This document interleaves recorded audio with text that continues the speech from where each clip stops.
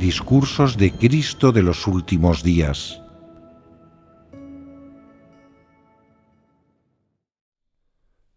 Palabras sobre el servicio a Dios.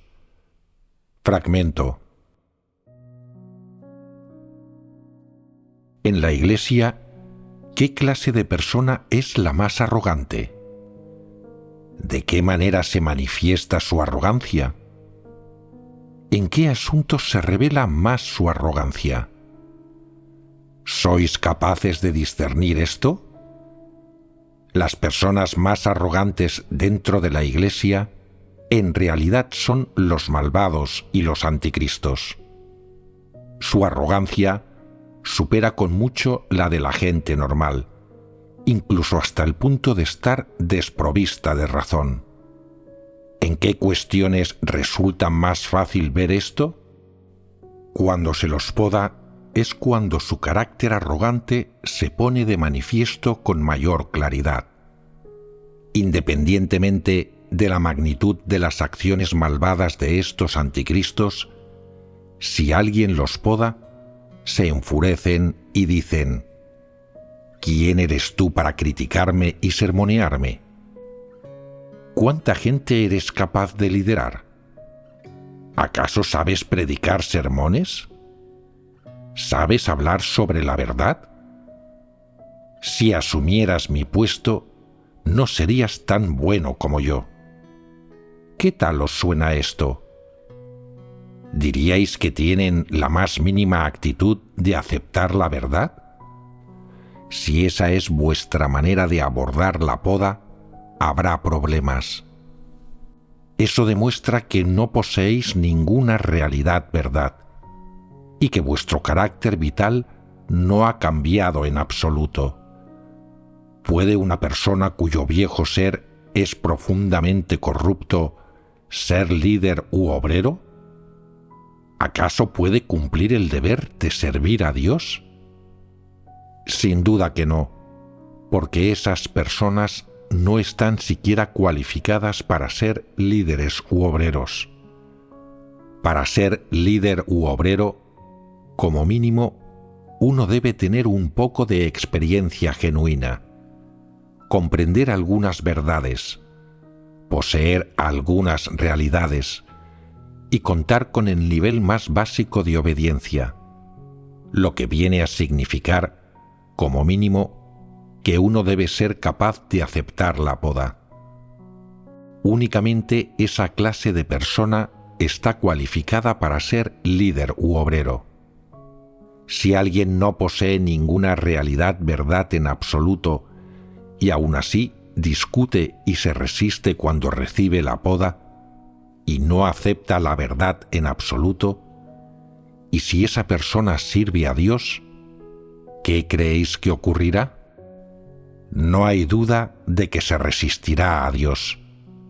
No practicará la verdad, sin importar qué tipo de trabajo esté realizando, y aún menos gestionará las cosas conforme a los principios.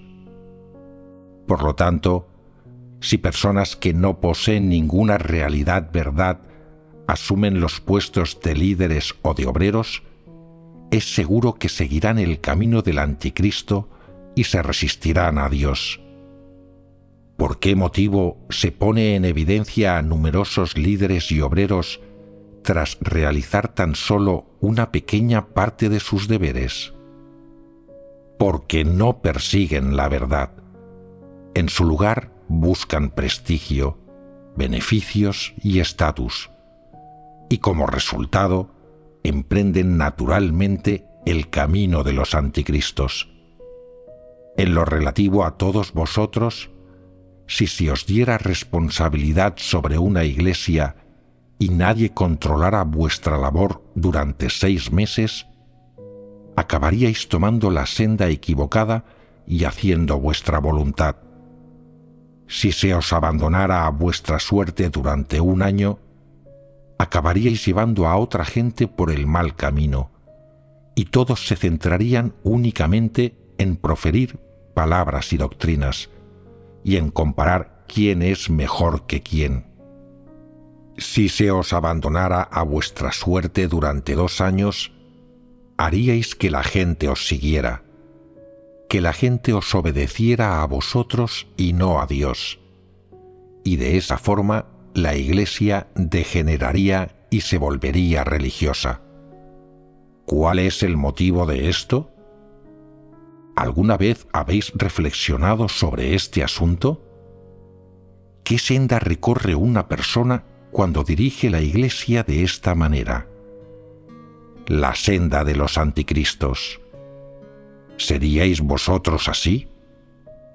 ¿Durante cuánto tiempo podéis proveer a la gente con la escasa verdad que entendéis ahora?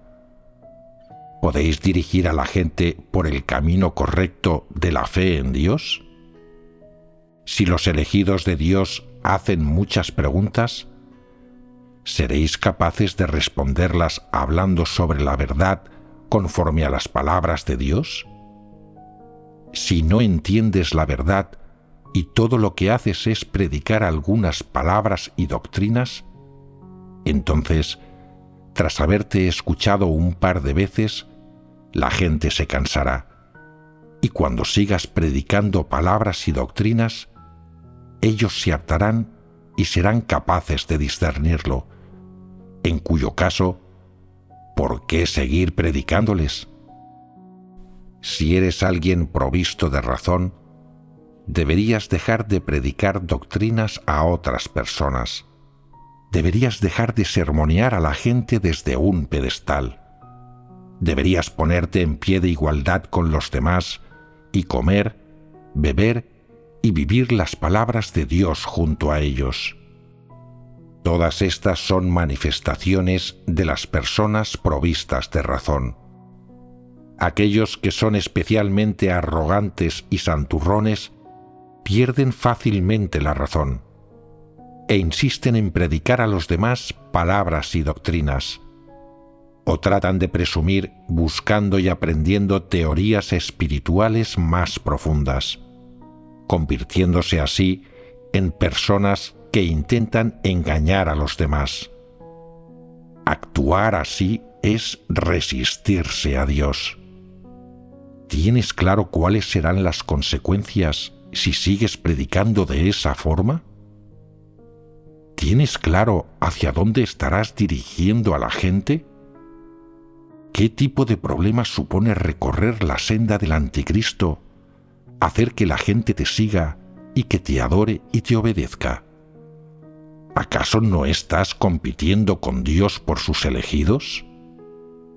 Eso es hacer que te siga gente que en origen deseaba creer en Dios, volver a Dios y llegar a Dios, haciendo que te obedezcan a ti, que hagan lo que tú digas y que te traten como si fueras Dios. ¿Y cuál será la consecuencia de esto? Esas personas originalmente creían en Dios para poder salvarse, pero tú acabaste engañándolas. No solamente no se salvarán, sino que también sufrirán la perdición y serán destruidas. Actuando de esa forma, estás llevando a las personas por el mal camino. Les estás ocasionando un gran daño y estás causando la perdición de aquellos que creen en Dios. ¿De qué delito eres culpable? ¿Cómo puedes compensar a esa gente? Has engañado a nuevos creyentes para ponerlos en tus manos. Los has convertido en tus corderos. Todos ellos te escuchan y te siguen. Y esto es lo que piensas en tu fuero interno. Ahora soy poderoso. Muchas personas me escuchan y la Iglesia está a mi entera disposición.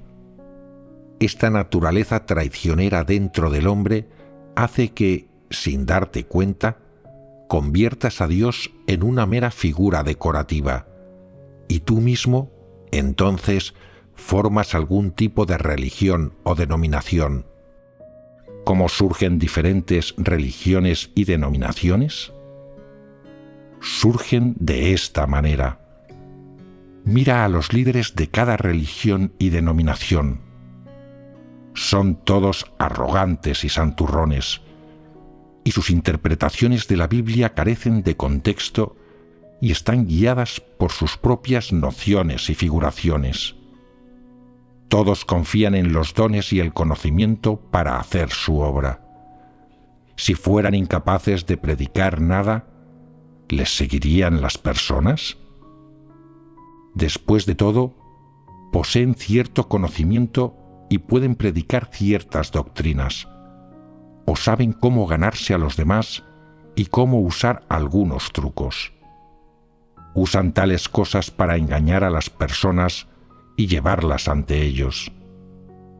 Esas personas creen en Dios solo de nombre, pero en realidad siguen a estos líderes.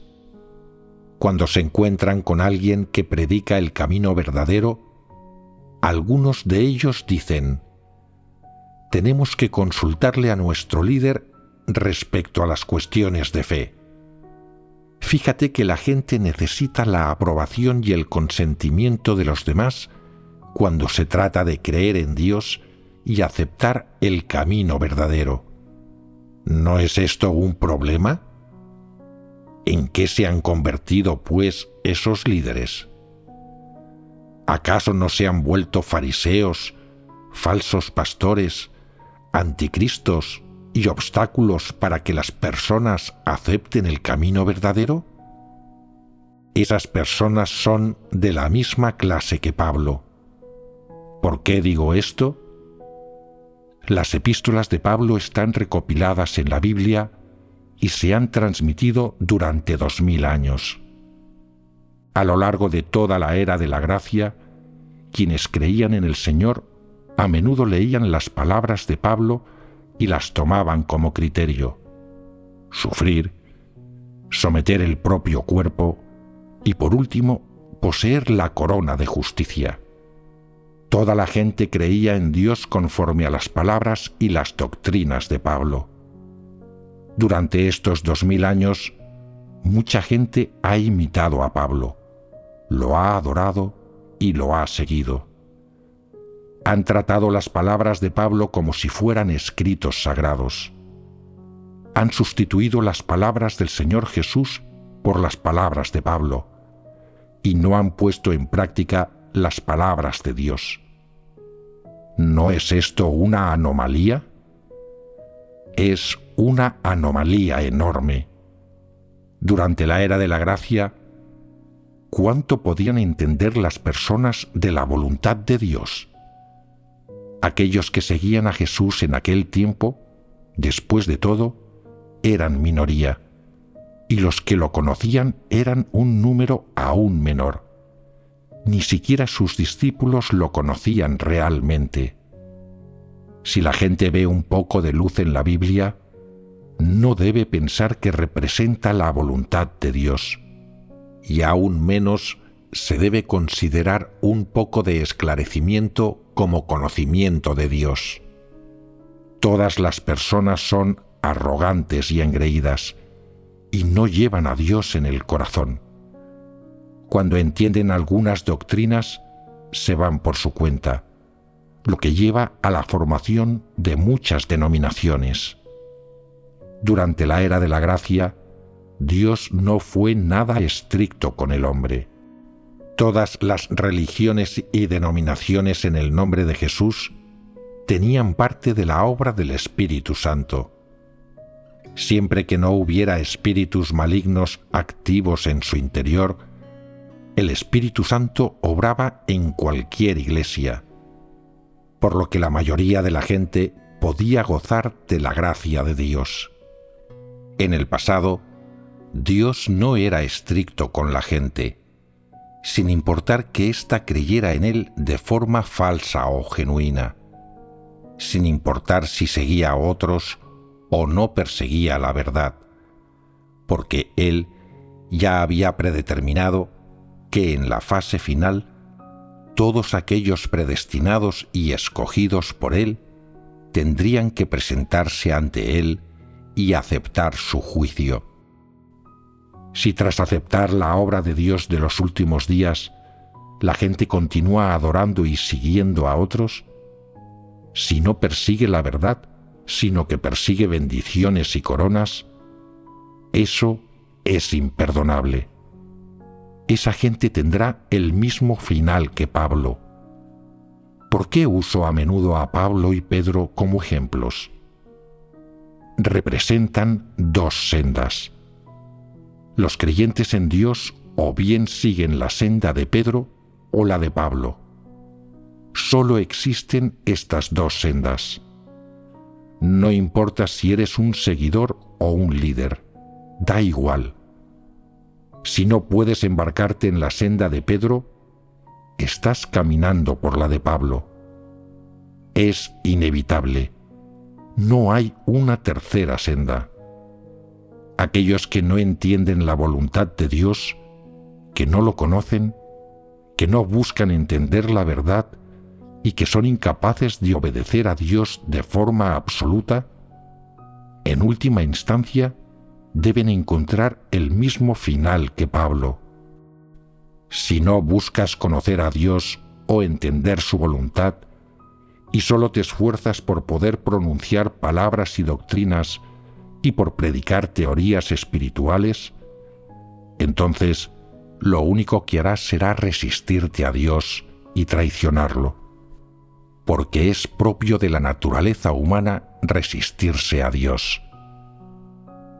Está garantizado que las cosas que no se alinean con la verdad surgen de la voluntad del hombre. Sea lo que sea que se origine de la voluntad del hombre, tanto si es bueno o malo a ojos de éste, interrumpe la obra de Dios. Algunas personas piensan que aunque no actúen conforme a la verdad en algunos asuntos, no están haciendo el mal ni resistiéndose a Dios. ¿Es eso cierto?